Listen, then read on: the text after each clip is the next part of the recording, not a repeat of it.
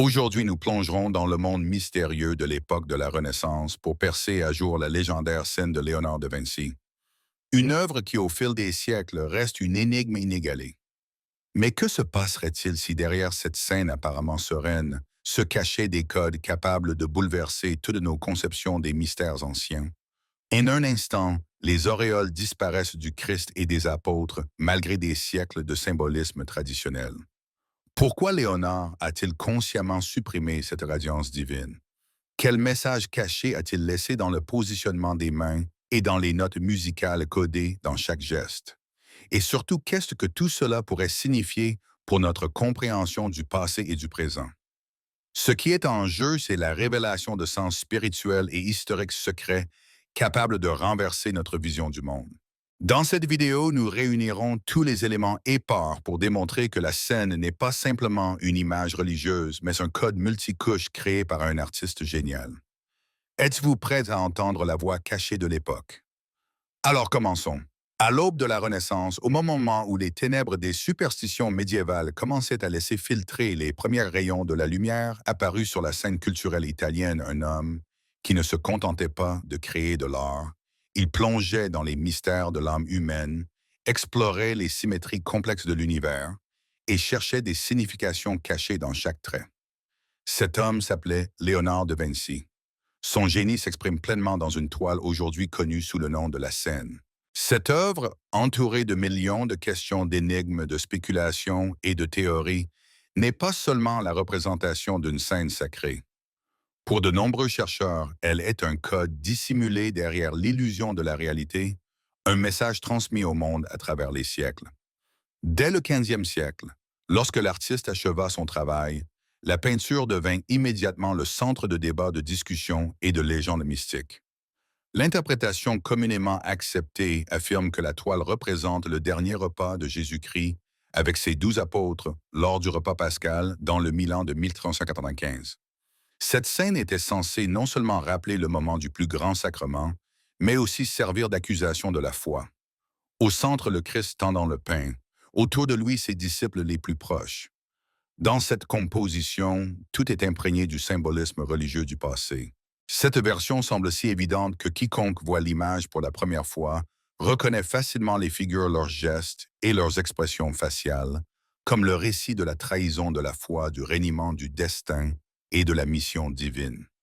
Mais il suffit de regarder un peu plus profondément pour qu'une toute autre image apparaisse. Il n'est pas si simple de passer sous silence la question de la présence ou de l'absence d'auréole. Dans la tradition artistique romantique et médiévale, les saints et les figures divines étaient toujours représentés avec des couronnes rayonnantes, des auras de lumière. Ici, rien de tout cela, seulement les ténèbres. D'où cette question aiguë et extrêmement importante, pourquoi Léonard a-t-il supprimé cette caractéristique typique? Que voulait-il dire par là? Cela est-il lié à ses convictions personnelles? Ou bien a-t-il intentionnellement éloigné la scène du mystique pour la rapprocher de la réalité humaine, de l'élan purement humain, des doutes, des passions, des faiblesses et de la lutte pour le salut? Peut-être n'avait-il aucune intention de mettre en avant l'aspect divin de la situation, mais plutôt l'aspect humain. Car cette question n'est pas la seule. Il en existe d'autres bien plus secrètes, et ce sont précisément elles qui rendent la scène véritablement énigmatique. De nombreuses analyses ont révélé que des codes cachés, des symboles, que le maître a intégrés dans chaque ligne et chaque élément de la composition, pourraient ouvrir la voie à une compréhension non seulement de l'œuvre, mais aussi de mystères plus profonds. Dans les cercles de chercheurs, on a souvent avancé l'hypothèse que Léonard, homme plongé dans les connaissances secrètes, passionné de mathématiques, de musique et de théologie, aurait pu chiffrer dans cette scène une multitude de significations. En essence, la scène n'est pas une simple représentation, c'est une sorte de rituel, une carte où chaque position, chaque geste, chaque objet transmet un sens sacré particulier. Et ce qui est étonnant, c'est que beaucoup de ces significations se cachent dans les détails qui intriguent même les historiens de l'art et les mystiques professionnels. Certains soulignent que le positionnement des mains des objets sur la table, voire des éraflures et des fissures sur la toile, tout cela pourrait faire partie d'un système chiffré. Il y a des allusions à des séquences musicales secrètes, dissimulées dans le rythme des lignes, dans une musique qui aurait pu accompagner la création de l'image. Ainsi, dans certains recoins de la recherche, on trouve l'hypothèse de symboles mystérieux codés dans les relations entre les personnages et leurs gestes qui n'auraient été compréhensibles que pour les initiés. Peut-être leur sens n'est-il qu'un indice vers les connaissances ésotériques possédées par les gnostiques ou les sociétés secrètes de l'époque. Les énigmes se compliquent lorsqu'on se souvient des légendes entourant Léonard. On dit qu'il était lié à des sociétés secrètes aux Templiers, aux Gnostiques, aux alchimistes. Et si toutes ces pérégrinations dans les sciences ouvertes et fermées, tous ces manuscrits chiffrés et ces projets artistiques n'étaient pas le fruit du hasard, mais une étape d'un grand plan pour transmettre au monde ces messages, lesquels sont cachés dans la scène? Y a-t-il dans cette toile des traces de ses secrets personnels, de ses recherches, de ses réflexions? Pourquoi a-t-il précisément choisi cette scène pour qu'elle puisse en dissimuler tant, ou pour qu'elle ne les révèle qu'aux élus? Et c'est là que surgit la question principale. Tous ces signes, symboles, codes, messages cachés, ne seraient-ils pas intentionnels? Si Léonard les a consciemment dissimulés dans son œuvre, cela signifie-t-il que son image n'est pas seulement celle d'un artiste, pas seulement celle d'un savant, mais aussi celle d'un philosophe nous transmettant un message sur l'essence de l'existence humaine, ou n'est-il qu'un maître de l'illusion, créant un effet de mystère pour nous retenir dans le piège d'une quête éternelle? Peut-on considérer la scène comme une simple représentation d'une scène religieuse ou comme un miroir reflétant des mystères plus profonds, voire insaisissables d'un enseignement que l'artiste lui-même connaissait peut-être et qu'il voulait préserver pour la postérité?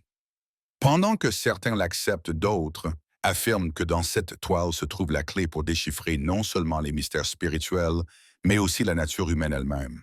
On a envie de demander tout ce que l'humanité a vu et discuté pendant des siècles. N'est-il que la surface? Ne se cache-t-il pas sous cette surface quelque chose capable de bouleverser nos vues sur l'histoire, la religion, le savoir? Toute l'essence du mystère que Léonard a porté à travers le temps n'est-elle pas dissimulée dans les codes chiffrés, dans les lignes sévères et les auréoles absentes, habilement cachées dans des symboles compréhensibles uniquement pour les initiés?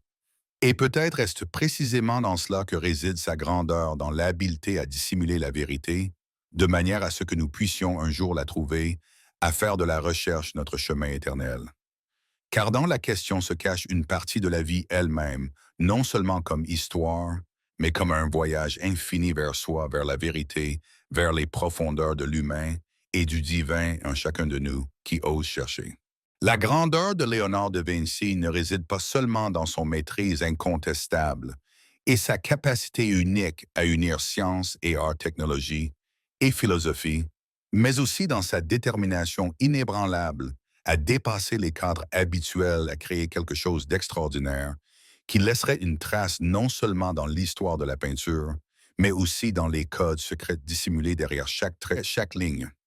Sa personnalité est un mélange de génie de rebelle et de chercheur, jamais prêt à accepter les dogmes imposés ou les canons obsolètes. Il est né à une époque où le pouvoir de l'Église et de la monarchie dictait non seulement la politique, mais aussi la pensée. Dans un tel contexte, ses idées sur la nature, l'homme et les mécanismes représentaient un défi aux établissements souvent dangereux. C'est pourquoi Léonard n'a pas applaudi au rythme du consensus général. Son apprentissage ne s'est pas fait selon les systèmes des cours universitaires ou des écoles ecclésiastiques. Il a appris de la nature de tout ce qui l'entourait dans les montagnes, les champs, les laboratoires cachés derrière les murs de ses ateliers. Ses yeux étaient des fenêtres ouvertes sur les connaissances secrètes du monde et ses mains des instruments pour fabriquer des prototypes de l'avenir. Il observait les mouvements du vent, la connexion des muscles, le vol des oiseaux, tout ce qui l'aidait à comprendre les lois qui régissent l'univers. Ainsi, son esprit est devenu non seulement celui d'un artiste et d'un savant, mais aussi celui d'un inventeur, d'un cryptographe, d'un architecte de systèmes invisibles. L'analyse montre que chaque idée, chaque concept n'était pas seulement une solution technique, mais une pièce d'un puzzle plus complexe, chiffré en de multiples couches. Ses recherches anatomiques menées dans les sombres salles de dissection des morgues de Gênes, dangereuses, risquées, interdites par l'Église, témoignent de son audace et de son ambition. À une époque où quiconque s'écartait même indirectement des dogmes risquait d'être accusé, discrédité ou exécuté. Léonard prenait le risque, car c'est dans la dissection des cadavres qu'il cherchait les réponses cachées dans les relations numériques et formelles du corps. Ses recherches allaient bien au-delà de ce qui était autorisé. Plus de 30 corps disséqués, c'était un défi au destin, un défi au système considéré comme l'autorité suprême. Ces projets, machines blindées, appareils volants, mécanismes de mort, semblent sortis d'un conte fantastique. Mais en réalité, chaque idée était un pas vers une nouvelle pensée, vers un paradigme révolutionnaire destiné à changer le cours de l'histoire. À une époque où la guerre définissait les frontières et le pouvoir, Léonard créa des dispositifs qui contredisaient les doctrines militaires rigides de l'époque, des mécanismes capables d'infliger des coups dévastateurs et paradoxalement d'autres aidant à éviter les fusions de sang. Car le génie est toujours à la fois rebelle rêveur et savant réuni en une seule personne. Un élément particulièrement important de sa révolution intellectuelle fut l'écriture en miroir. Son écriture spéculaire ne servait pas seulement à écrire rapidement, mais était un acte conscient de chiffrement. Ce code invisible était une double couche de texte lisible uniquement par un lecteur averti ou par celui qui connaissait le procédé. Une protection de ses idées contre les yeux de l'inquisition des concurrents, de tous ceux qui auraient pu détruire ses travaux avant qu'ils ne deviennent un patrimoine commun.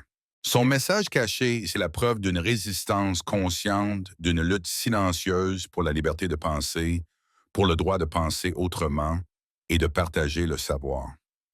À Milan, à la cour du duc Ludovic Sforza, lorsqu'il reçut la commande de peindre l'immense réfectoire dans l'un de ses grands projets, Léonard ne créa pas simplement une fresque pour décorer la salle, il utilisa cette œuvre comme quelque chose de plus grand.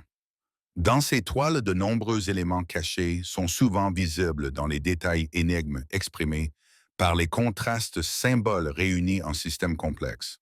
Chaque figure, chaque aliment, chaque objet est soigneusement pensé et intégré dans un système de code complexe, accessible uniquement à ceux capables de les déchiffrer. Pourquoi a-t-il choisi ce thème? Peut-être voulait-il transmettre un message qui ne se révélerait qu'aux élus. La technique qu'il utilisa dans ses œuvres était révolutionnaire pour son époque. La combinaison de la fresque rapide et de la peinture à l'huile lui permettait d'appliquer des couches rapidement et de créer des nuances psychologiques complexes capturant l'instant donnant non seulement une réalité extérieure, mais aussi le monde intérieur des personnages. Ces tableaux ne sont pas seulement un reflet de la réalité, ils sont une mosaïque vivante, un réseau embrouillé de symboles, de signes cachés et de codes. Ces combinaisons artistiques étaient destinées non seulement à émerveiller le spectateur, mais aussi à dissimuler des significations plus profondes, révélées uniquement à ceux capables de les reconnaître de plonger dans leurs multicouches. La question qu'il est impossible d'ignorer aujourd'hui, comment la personnalité de ce génie, ses méthodes non conventionnelles, ses chiffrages, ses messages cachés, ses techniques uniques ont-elles façonné sa création et sa pensée? Comment sa biographie personnelle pleine de risques et d'opposition au système a-t-elle influencé son travail et les idées intégrées dans la scène? Y a-t-il un lien entre sa nature double et énigmatique et cette œuvre complexe et multicouche qui n'est pas seulement un reflet d'une idée, mais une énigme dissimulée derrière une scène religieuse? La peinture n'est-elle aujourd'hui que la partie émergée de l'iceberg derrière laquelle se cache quelque chose de bien plus important? Quel est le secret de cette œuvre, de sa multifacette et de son insaisissabilité? Est-il possible que le génie, la liberté de penser, la rébellion et le courage de Léonard aient créé les conditions pour transformer la scène en quelque chose de plus qu'une simple œuvre d'art? La nature même de cette œuvre n'est-elle pas un complexe système de symboles cachés, une clé pour comprendre non seulement l'époque, mais l'univers lui-même? C'est cette énigme qui reste la question clé, car dans chaque trait, dans chaque message, se cache en partie la réponse à la question de l'homme du temps et de la manière dont un génie peut transcender ses limites et laisser derrière lui un peu plus qu'une simple image sur un mur. Dans ce monde où le temps est l'ennemi, chaque parcelle de beauté, chaque note de perfection s'use sous la pression de l'histoire. Et parmi les nombreux chefs-d'œuvre nés du génie humain, il en est un dont l'existence est non seulement un témoignage de maîtrise, mais aussi une énigme persistante et latente. La scène de Léonard de Vinci. Cette peinture qui a obstinément rappelé au monde le sens caché derrière les paroles et les gestes, s'est révélé être non seulement une œuvre d'art, mais aussi un code extrêmement complexe. Dans ce code se trouve non seulement un message, mais aussi un destin entrelacé dans la trame même de la toile. Le thème de ce chapitre ne porte pas tant sur l'œuvre elle-même que sur sa disparition, sur sa dégradation lente et inévitable, qui pour les chercheurs n'est pas un hasard, mais partie d'un grand dessein.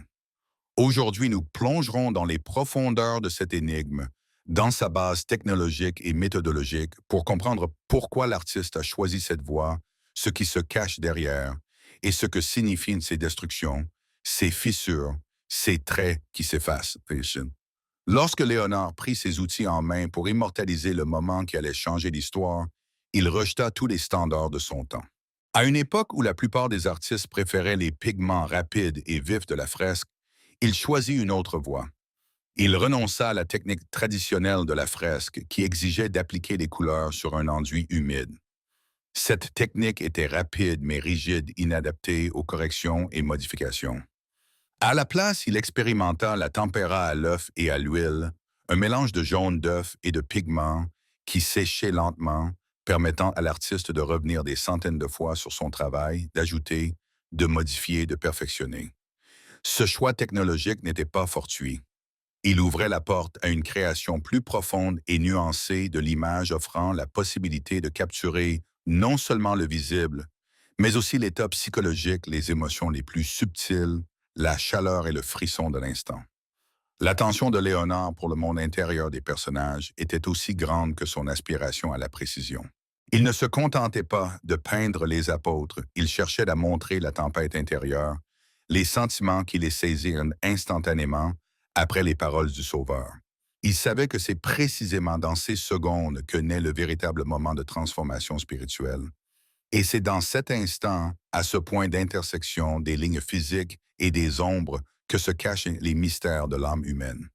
Son pinceau ne transmet pas seulement les détails anatomiques ou les vêtements, il transmet des vagues expressives, le drame psychologique, l'état d'esprit. Pour cela, il choisissait non pas des pigments standards, mais expérimentait des substances inhabituelles capables de changer systématiquement et de réagir à l'environnement. C'est dans ce choix technologique que résidaient la profondeur et la complexité. La légendaire tempéra à l'huile, une composition en soi vulnérable. À première vue, c'était une astuce permettant un travail plus fin. À seconde vue, c'était un risque délibéré. En renonçant à la praticité, l'artiste se condamna consciemment par sa propre technique. Pourquoi? Ne comprenait-il pas que son œuvre était vouée à la destruction? Ce n'est que des siècles plus tard que les savants purent replacer ces faits dans leur perspective historique. La peinture appliquée sur une surface sèche n'était pas une erreur ou une négligence, c'était un pas conscient. Au début masqué sous l'apparence d'une faute ou d'une inattention. Mais à une analyse plus profonde, c'était un message subtil comme un cri de l'artiste, affirmant que tout ce que nous créons, marque et éclat, finit tôt ou tard par disparaître, se détruire, s'effacer. Parfois, c'est précisément la vulnérabilité, ce qui semble un défaut, qui est la seule protection contre l'oubli. Les preuves de cette thèse se sont accumulées au fil des siècles. En mai 17 des siècles après sa naissance, la scène commença à montrer des signes de dégradation. Sous l'effet du temps, des variations climatiques, de l'humidité et de la chaleur, les matériaux commencèrent à s'écailler, à se fissurer, à pâlir. Ces dommages n'étaient pas accidentels. Ils étaient le résultat d'un choix délibéré reflétant un dessein profond. L'artiste créa consciemment une vulnérabilité dans l'image pour que le temps ne soit pas un ennemi, mais un complice de l'histoire soulignant la fragilité de tout ce qui est créé. Au 20e siècle, lorsque la guerre et le progrès technologique atteignirent un nouveau stade, la scène subit des dommages externes, bombardements et destructions. Les murs de l'église où se trouvait l'image ne résistèrent pas au chaos des temps. Où était désormais son dessein?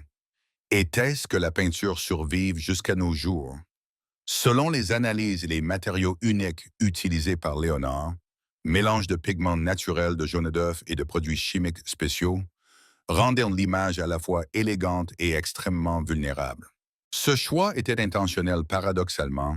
Il devint une métaphore de ce qui se cache derrière la fragilité extérieure de la nature humaine, de sa mortalité secrète et de sa transitoire. Il n'est pas anodin qu'en observant les grandes fissures et dommages, on puisse voir non pas de simples défauts, mais des symboles de la destruction temporelle, reflets du poids spirituel qui réside dans l'âme de l'art. À l'intérieur de cette toile couche après couche se trouve non seulement la couche picturale, mais aussi un chiffre chiffré par l'artiste lui-même. En lui sont cachés les moments où se produit la trahison, le moment le plus émotionnel, le plus dramatique, chargé de poids psychologique, d'où émane toute l'énergie de l'œuvre. Le temps a mis en lumière cet aspect dans la détruisant, ne laissant que des fragments que nous devons rassembler. Cependant, le paradoxe le plus grand est que c'est précisément dans la destruction que réside l'essence. Peut-être cette dégradation progressive fait-elle partie de son dessein. Peut-être Léonard a-t-il délibérément créé un matériau pour qu'il devienne une métaphore de la vie humaine où le temps ne se contente pas d'effacer les détails, mais rend notre monde intérieur plus visible, plus vulnérable. Car quel est le véritable noyau sémantique? Il ne réside pas dans la stabilité de l'image extérieure, mais dans ces codes cachés qui éveillent notre conscience, agitent l'âme et nous font réfléchir à la fragilité de tout ce qui existe. C'est la question principale, le conflit central. Faut-il percevoir cette destructivité progressive inévitable comme partie du dessein ou tenter de préserver ce qui était impossible à préserver? La disparition de la scène n'est-elle pas seulement un fait de réalité historique, mais un accent délibéré, un rappel que tout ce qui est matériel est temporaire, que la véritable valeur réside à l'intérieur dans le code intégré au dessin artistique, que finalement c'est seulement à travers la destruction qu'on peut comprendre ce qui était initialement caché, ce qui était plus profond que les images superficielles. Et c'est dans ce jeu dramatique du temps, dans ce dialogue infini entre création et destruction, que naît le crochet de sémantique. Une peinture qui disparaît peut-elle servir de leçon de rappel que la véritable éternité n'est pas extérieure mais intérieure dans le code qu'elle contient, derrière la relique? Le dernier trait du chef-d'œuvre qui s'efface ne se cache-t-il pas quelque chose de plus grand qu'une simple image? Peut-être est-ce cela le message de Léonard. La vérité ne se trouve pas au-delà du temps, mais dans son mouvement transitoire, dans la disparition qui est en essence la seule éternité. Ainsi résonne la vérité finale qu'elle dissimule et qui rend ce génie immortel. Dans un monde où les symboles mystérieux et les dessins énigmatiques suscitent depuis des siècles des débats passionnés, des discussions acharnées et des perplexités, une nouvelle ère de révélation des secrets est arrivée. Le nuage de légendes, de mythes et de suppositions artistiques entourant la célèbre peinture semble se dissiper sous la pression des technologies modernes capables de pénétrer au-delà du visible et d'entendre ce que les méthodes traditionnelles laissaient toujours dans l'ombre. Aujourd'hui, nous parlons de la manière dont l'intelligence artificielle, la modélisation spectrale et les nouvelles méthodes d'analyse permettent non seulement de lire les codes cachés, mais aussi de repenser toute une époque, de changer nos représentations du chef-d'œuvre intitulé La scène. Tout a commencé à changer au 21e siècle, lorsque des algorithmes de pointe furent appliqués pour la première fois à une image considérée depuis des siècles comme achevée et inaccessible au déchiffrement. L'une des découvertes les plus marquantes eut lieu en 2007 lorsque le jeune chercheur Giovanni Maria Palla fit une révélation sensationnelle. Il découvrit dans le positionnement des mains et des objets sur la peinture, non pas des traces aléatoires, mais une séquence de notes extrêmement complexe et élégante, semblable à un codage musical unique.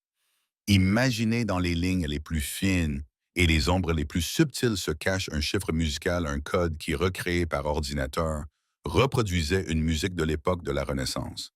Inhabituel certes, mais captivant sans aucun doute, car cette découverte confirme que la peinture n'est pas seulement une image, pas seulement un portrait artistique, mais une sorte de message chiffré à travers les âges.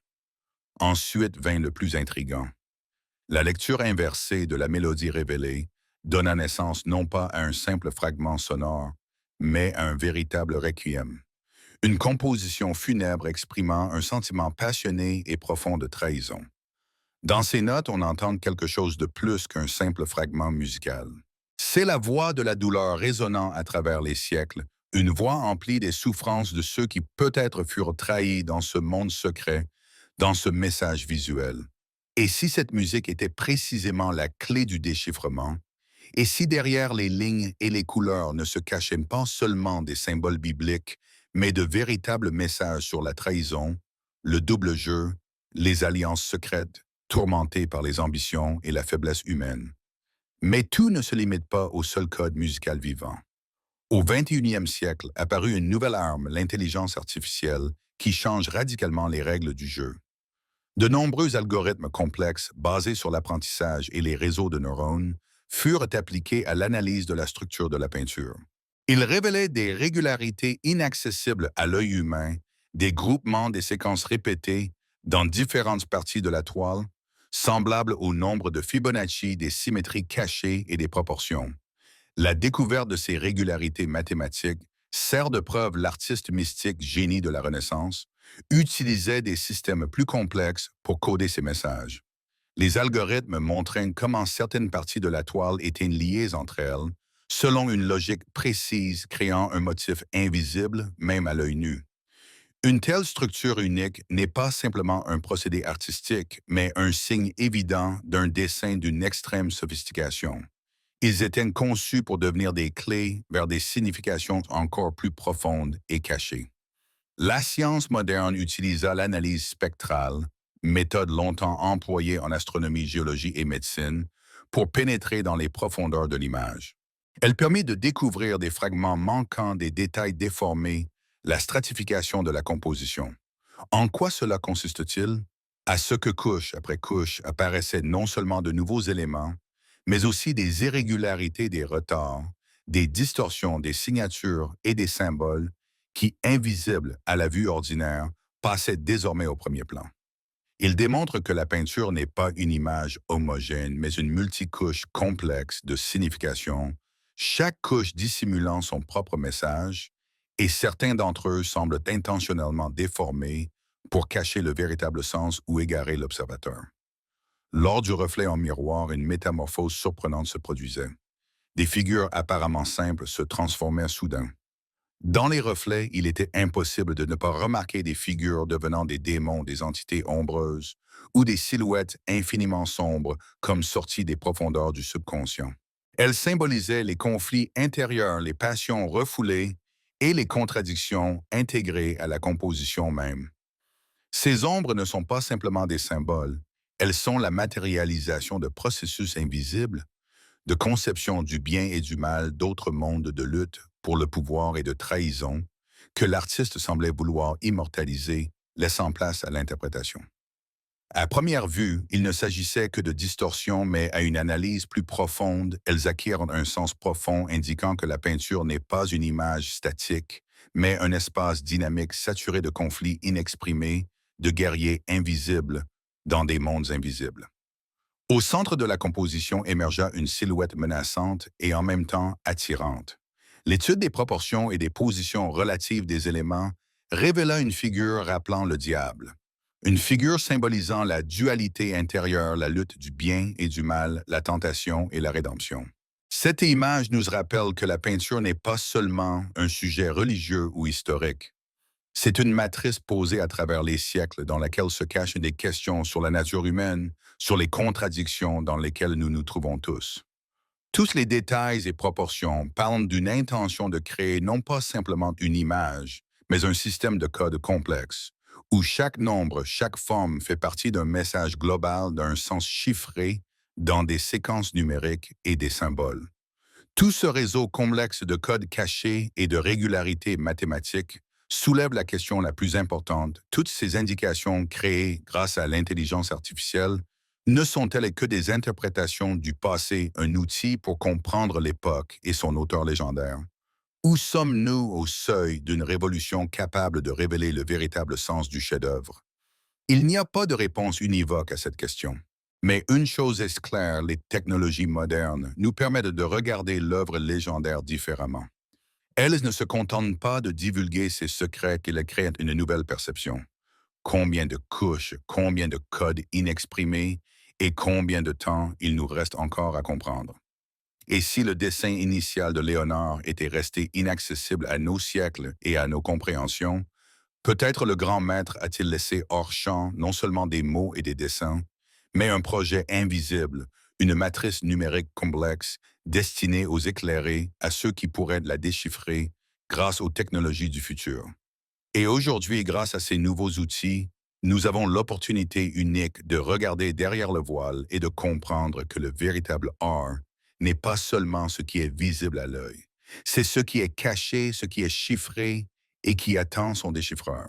Un déchiffreur qui osera regarder au-delà des frontières du temps et des technologies pour connaître l'essence véritable de la grande énigme, l'énigme de la très mystérieuse scène. À l'heure où le monde regardait avec une admiration presque contagieuse les grandes toiles créées par la main de Léonard de Vinci, il semblait que leur sens était clair et immuable. Mais et si derrière les couches de maîtrise et de beauté artistique se cachaient des systèmes de code extrêmement complexes, des chiffres, des symboles secrets? Et si dans la diversité infinie de ces images étaient d'intégrer des messages, nous emmenant au-delà de l'évidence, au-delà des interprétations habituelles? Et de plus, si les technologies modernes, en premier lieu l'intelligence artificielle, avaient permis de révéler ces couches cachées dépassant les limites humaines. Voilà ce qui aujourd'hui remet en question toute la conception du rôle de la signification et de la vérité dans notre perception des grands chefs-d'œuvre du passé. Il y a quelques années, des savants et chercheurs en intelligence artificielle se sont attaqués au déchiffrement des œuvres des grands maîtres. Leur travail ne reposait pas seulement sur une reconnaissance automatisée des lignes, des formes, des combinaisons de couleurs, mais sur une analyse profonde des symboles multicouches, des algorithmes cachés, des structures mathématiques intégrées dans l'image. La pénétration dans les mystères de la scène et des peintures de Da Vinci a atteint un nouveau niveau de complexité. Des images étudiées depuis des millénaires ont commencé à révéler des strates entières de nouveaux sens. Les chercheurs ont montré que les toiles perçues pendant des siècles comme des œuvres d'art procurant une joie esthétique pouvaient en réalité contenir des codes multicouches combinant non seulement des formules mathématiques, mais aussi des messages psychologiques ainsi que des signes symboliques profonds liés à des mythes anciens et à des conceptions mystiques. Le regard sur le message de la scène que toute l'histoire associe traditionnellement au dernier repas du Christ avec les apôtres a acquis une nouvelle profondeur. L'analyse à l'aide de l'IA a permis de découvrir que dans l'intrigue se trouvent des symboles et des détails indiquant la présence d'une figure féminine à côté du Christ. Et ces figures, ces images symboliques tracées à peine par des traits qui s'effacent, sont perçues dans les recherches modernes comme un indice vers Marie-Madeleine. La doctrine traditionnelle affirmant que Jésus-Christ était représenté dans une scène purement spirituelle et impersonnelle peut-elle expliquer de tels éléments? Ou est-ce la preuve que l'artiste a consciemment, ou peut-être à cause de circonstances cachées, tenté de laisser un message aux générations futures sur une autre union divine transcendante, sur la dualité qui réside en chaque personne? Mais le fait le plus frappant fut dans certains détails de la toile, les auréoles sont absentes. Dans l'art classique, les saints, les anges, les prophètes sont tous entourés d'auréoles rayonnantes. Ici, aucune symbolique de la divinité. Pourquoi peut-il s'agir d'un acte intentionnel visant à souligner que le saint et le mortel sont faits de la même tissu de l'existence humaine? Ou peut-être l'artiste, tel un mystificateur, voulait montrer que la véritable spiritualité ne dépend pas des attributs extérieurs, que l'idée divine n'est qu'un code intérieur, et non de l'argent et de l'or des auréoles.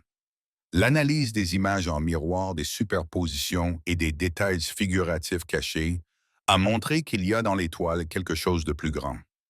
Des images de dualité subtilement intégrées dans la structure de la composition semblent être un appel à réfléchir à l'impossibilité de réponse univoque. Dans ces scènes semblent chiffrer les principaux contradictions de l'existence humaine, la lutte entre le spirituel et le matériel, la lumière et les ténèbres, la vérité et l'illusion. Et enfin surgit la question qui était ce génie expérimentateur Léonard hérétique ayant osé s'affranchir des dogmes ecclésiastiques ou un mystificateur ayant créé un piège intellectuel multicouche pour les futurs déchiffreurs. La question reste ouverte et peut-être est-ce précisément là son principal dessein. La pénétration dans ces couches ouvre un contexte bien plus large.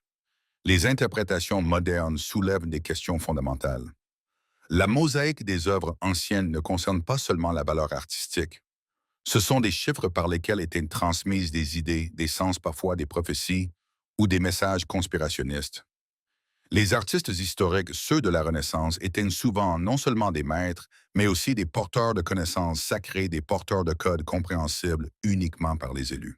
Et aujourd'hui, une personne ordinaire, même bien éduquée, peut-elle comprendre ces codes sans l'aide des technologies modernes?